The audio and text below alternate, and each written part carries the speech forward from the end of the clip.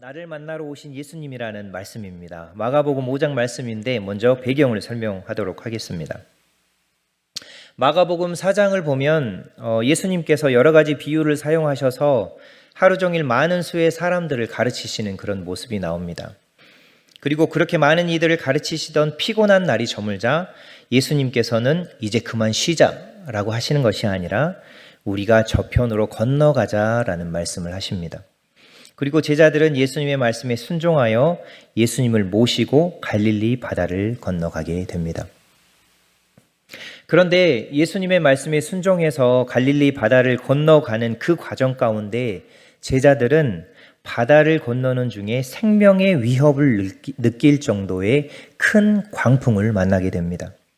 그리고 그런 두려움 속에서 제자들은 바람과 바다도 잔잔케 하시는 예수님의 신적인 권위와 능력을 체험하며 조금씩 예수님을 알아가게 됩니다. 그리고 마침내 예수님과 제자들은 예수님께서 말씀하신 그 목적지에 도착을 하게 됩니다. 자, 그러면 오늘의 본문으로 들어가 보도록 하겠습니다. 먼저 1절부터 5절입니다. 한 절씩 교독하겠는데 제가 먼저 읽도록 하겠습니다. 예수께서 바다 건너편 거라사인의 지방에 이르러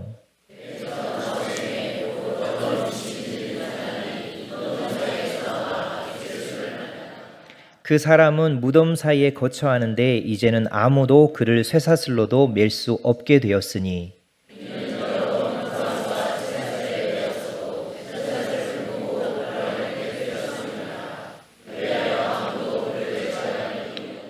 같이 읽겠습니다. 밤낮 무덤 사이에서나 산에서나 늘 소리 지르며 돌로 자기의 몸을 해치고 있었더라.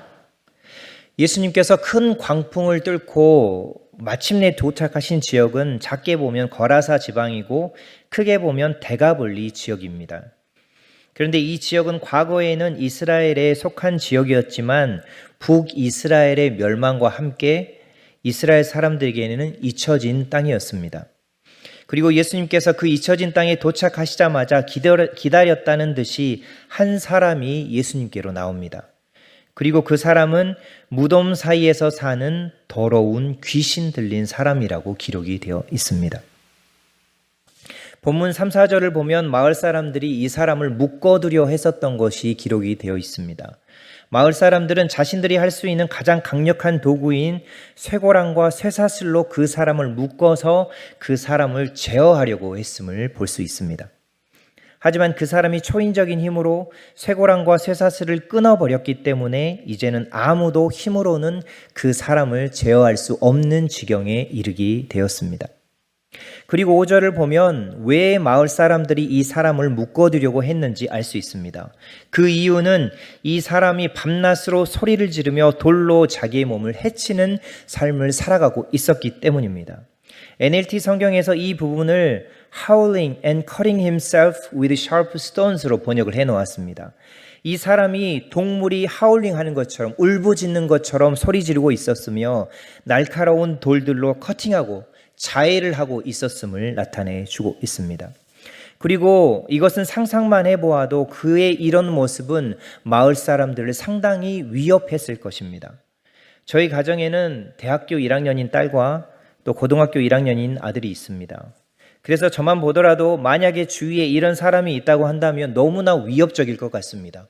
그래서 경찰에게 연락을 해서든지 어떻게 해서든지 어떠한 조처라도 취했을 것 같습니다.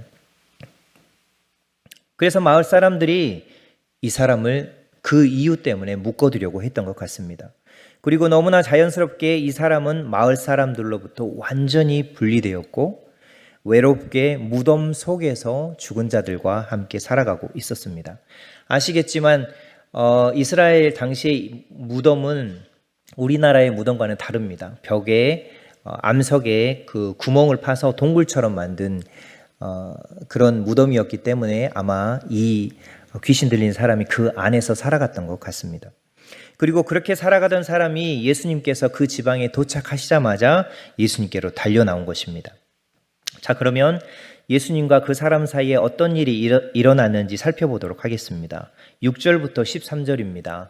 네, 두 페이지입니다. 저부터 먼저 읽고 마지막 절 또 같이 읽겠습니다. 그가 멀리서 예수를 보고 달려와 절하며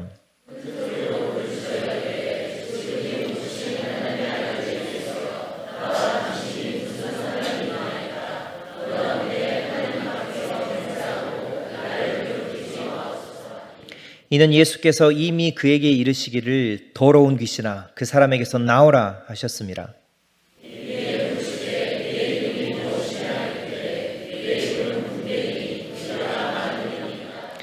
자기를 그 지방에서 내보내지 마시기를 간구하더니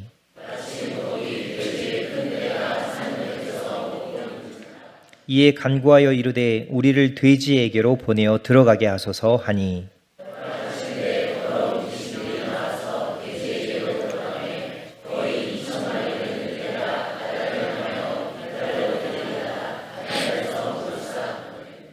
그 누구도 힘으로 감당하지 못하는 그 사람이 멀리서 예수님을 향해 달려옵니다.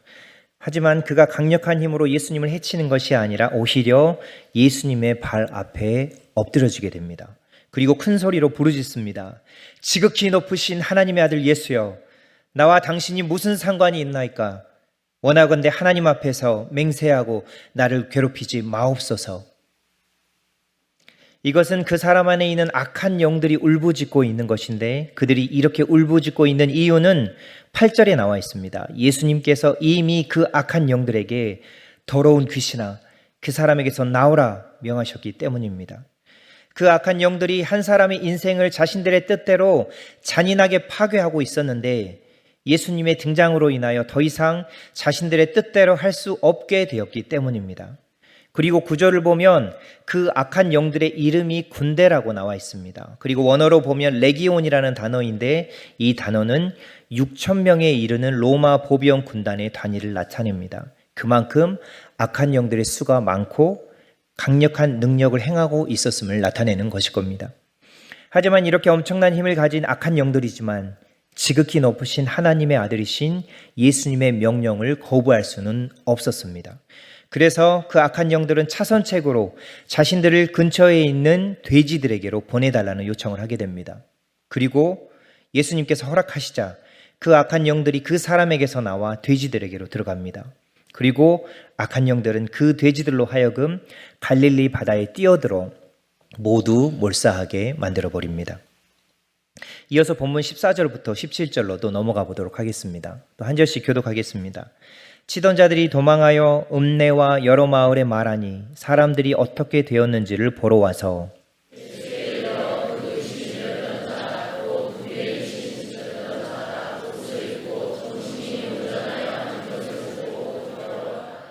이에 귀신 들렸던 자가 당한 것과 돼지의 일을 본 자들이 그들에게 알림해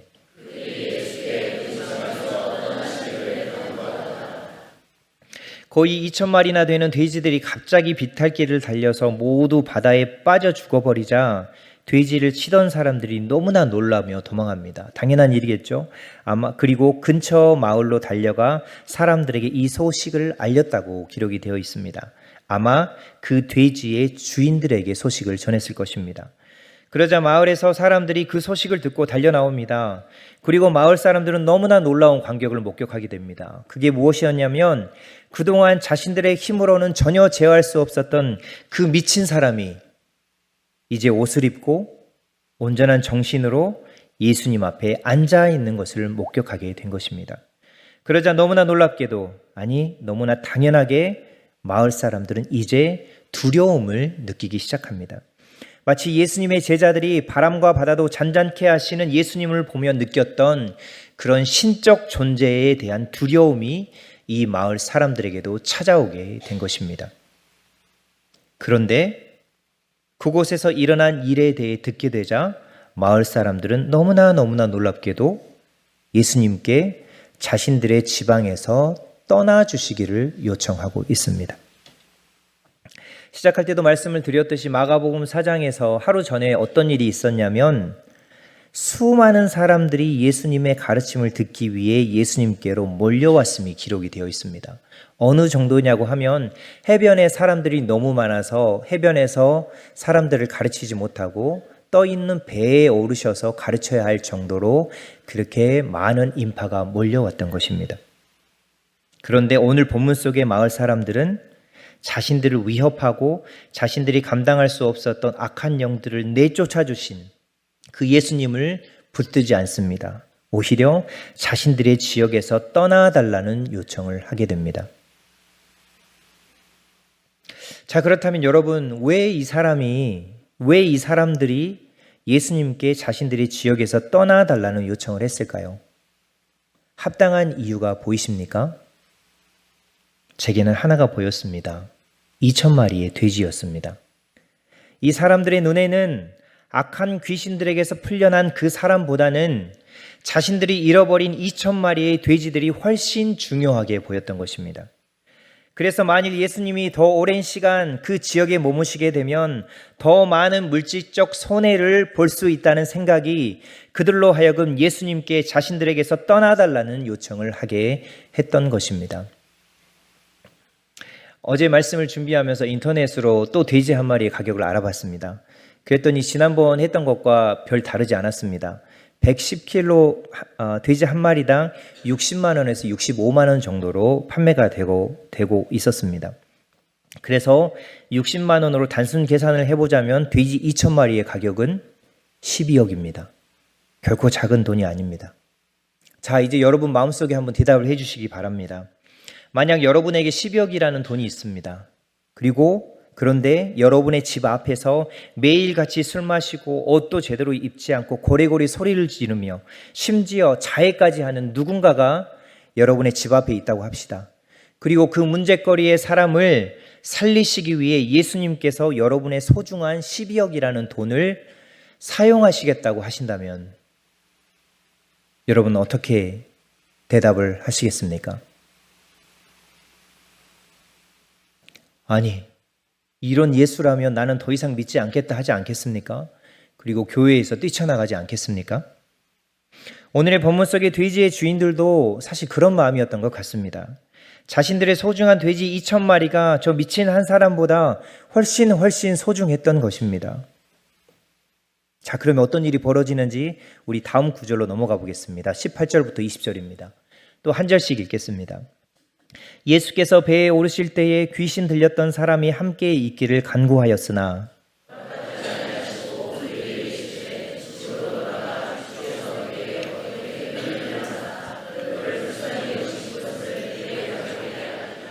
같이 읽겠습니다. 그가 가서 예수께서 자기에게 어떻게 큰 일 행하셨는지를 데가블리에 전파하니 모든 사람이 놀랍게 여기더라. 아멘. 예수님께서 마을 사람들의 요청을 따라 그 지역을 떠나시기 위해 배에 오르십니다. 그러자 귀신 들렸던 사람이 예수님과 함께 가고 싶다는 요청을 합니다. 너무나 당연해 보이죠? 이 사람에게 있어서 예수님은 자신의 삶을 파괴하고 있었던 악한 영들로부터 벗어나게 해주신 너무나 고마운 생명의 은인이기 때문입니다. 예수님으로부터 구원의 은혜를 받은 자이기 때문입니다. 그래서 그런 구원의 은혜를 받은 자였기 때문에 그 사람은 예수님과 함께 하고 싶었던 것입니다. 그런데 놀랍게도 예수님께서는 그 사람의 요청을 허락하지 않으십니다. 그런데 자세히 보면 단순히 그의 요청을 거절하신 것이 아니라 예수님께서는 그 사람에게 새로운 차원의 인생 사명을 부여하고 계심을 알 수 있습니다. 예수님께서 그 사람에게 예수님의 큰 구원을 경험한 자로서 예수님께서 행하신 놀라운 구원의 소식을 가족들에게 전하는 사명을 그에게 주셨던 것입니다. 그 사람은 그동안 자기 자신과 주위의 사람들에게 위협과 해만 끼치는 존재였습니다. 그래서 다른 이들과는 함께 살아갈 수조차도 없는 너무나 비참하고 안타까운 인생이었습니다. 하지만 이제는 자신을 구원하신 예수님의 대사로서 예수님의 놀라운 구원의 은혜를 선포하는 자로서 살아가게 하신 것입니다. 그리고 20절을 보면 정말 그 사람은 예수님께서 부여하신 새로운 인생을 따라갑니다. 새로운 인생 사명을 따라갑니다. 예수님의 구원의 은혜를 10개의 도시로 이루어진 데가볼리라는 지역에 전하는 새롭고도 놀라운 인생을 살아가게 됩니다. 이제 마지막 21절 상반절을 한번 같이 읽도록 하겠습니다. 화면에 나온 부분을 읽겠습니다. 같이 읽겠습니다. 시작. 예수께서 배를 타시고 다시 맞은편으로 건너가시니. 아멘. 예수님께서는 그 사람에게 새로운 인생 사명을 부여하시고 이제 그 지역을 떠나가십니다. 이제 마지막 질문을 하고 싶습니다. 여러분, 예수님께서 거라사 지방에 오신 이유가 무엇이었을까요? 예수님께서 큰 광풍을 뚫고 갈릴리 바다를 건너 거라사 지방에 오셔서 누구를 만나고 가십니까? 크게 보면 데가볼리의 수많은 영혼들에게 구원의 은혜를 선포하기 위해서이기도 하지만 예수님께서 거라사 지방에 오신 직접적인 이유를 본다면 그것은 바로 더러운 귀신 들린 그 한 사람을 살리시기 위해서였습니다. 악한 귀신들에 의해서 죽은 자들과 함께 살아갈 수밖에 없고 동물처럼 울부짖으며 날카로운 돌로 자해하며 파괴되어져 가는 그 한 사람의 인생을 회복시키기 위함이었습니다. 그 한 사람을 구원하시기 위해 예수님께서 큰 광풍을 뚫고 갈릴리 바다를 건너서 거라사 지방에 오셨던 것입니다. 그리고 그 더러운 귀신 들린 사람은 물론 예수님 시대에 거라사 지역에 살았던 그 사람이기도 하지만 지금 티국에서 외롭게 살아가고 있는 봄이이기도 하고 바로 오늘 예수님의 말씀 앞에 나와 있는 여러분과 저이기도 합니다. 무슨 말일까요? 여러분, 사실 그렇게 우리가 벗어나려고 해도 도저히 벗어날 수 없는, 그래서 우리의 삶을 매일매일 파괴하고 있는 죄가 있지 않습니까? 그렇게 거룩한 척하지만 혼자 있을 때 음란한 생각으로 핸드폰으로 손을 가져가는 우리들의 죄가 있지 않습니까?